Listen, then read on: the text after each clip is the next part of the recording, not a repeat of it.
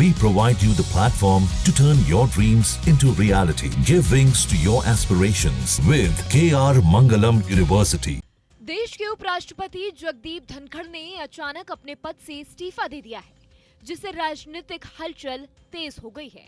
उन्होंने राष्ट्रपति द्रौपदी मुर्मू को अपना त्याग पत्र सौंपते हुए कहा कि वह स्वास्थ्य कारणों की वजह से ये फैसला ले रहे हैं। उन्होंने अपने पत्र में लिखा कि उन्हें मेडिकल सलाह का पालन करते हुए अब स्वास्थ्य को प्राथमिकता देनी है, इसीलिए वे उपराष्ट्रपति पद से तत्काल प्रभाव से इस्तीफा दे रहे हैं। उनका कार्यकाल 2027 तक का था, यानी अभी करीब 2 साल बाकी थे। इस्तीफे के बाद उन्होंने प्रधानमंत्री नरेंद्र मोदी और राष्ट्रपति मुर्मू को उनके सहयोग के लिए धन्यवाद कहा। उन्होंने ये भी लिखा कि उपराष्ट्रपति के तौर पर उन्होंने देश की प्रगति को बहुत करीब से देखा और इसका हिस्सा बनना उनके लिए सम्मान की बात रही। धनखड़ के इस्तीफे के समय पर भी सवाल उठ रहे हैं, क्योंकि संसद का मॉनसून सत्र शुरू हो चुका है। मंगलवार को उनकी अध्यक्षता में बिजनेस एडवाइजरी कमेटी की बैठक भी होनी थी। इसके अलावा वे न्यायपालिका से जुड़े कुछ अहम ऐलान करने वाले थे और 23 जुलाई को जयपुर में भी उनका कार्यक्रम तय था।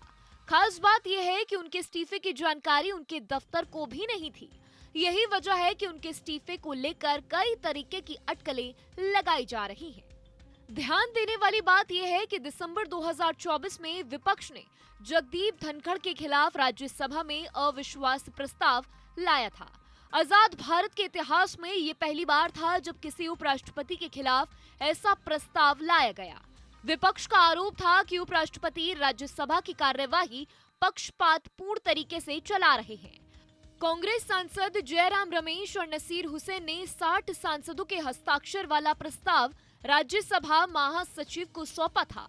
हालांकि ये प्रस्ताव 14 दिन की नोटिस अवधि पूरी न होने के कारण खारिज कर दिया गया था। उप सभापति हरिवंश नारायण सिंह ने भी कहा था कि ये प्रस्ताव तकनीकी रूप से गलत है और संवैधानिक पद को बदनाम करने के मकसद से लाया गया है। अब जब धनखड़ ने अपने स्वास्थ्य का हवाला देते हुए इस्तीफा दे दिया है, तो कांग्रेस नेता जयराम रमेश ने कहा कि ये इस्तीफा चौंकाने वाला है। उन्होंने बताया कि वे सोमवार शाम को धनखड़ से मुलाकात कर चुके थे और 7:30 बजे उनसे फोन पर बात भी हुई थी। उन्होंने कहा कि स्वास्थ्य कारण हो सकता है, लेकिन जो दिख रहा है उसके पीछे शायद कुछ और भी है। साथ ही उन्होंने ये भी कहा कि वह चाहते हैं कि धनखड़ अपने फैसले पर दोबारा सोचे और प्रधानमंत्री उन्हें मनाने की कोशिश करे, क्योंकि देश को इस समय उनकी जरूरत है। इस पूरे घटनाक्रम ने देश की राजनीति में कई सवाल खड़े कर दिए हैं। क्या सच में स्वास्थ्य कारण है या फिर इसके पीछे कोई बड़ी बात है जो छुपी हुई है? इसका जवाब फिलहाल सामने नहीं आया है।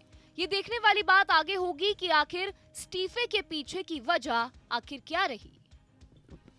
जहाँ भक्ति है हर शब्द में, कथाओं में छुपे हैं दिव्य रहस्य और ज्योतिष देता है जीवन को दिशा। धर्म से जुड़ी हर बातों को जानने के लिए हमारे चैनल स्तुति को सब्सक्राइब करें। चैनल पर जाने के लिए इस लिंक पर क्लिक करें।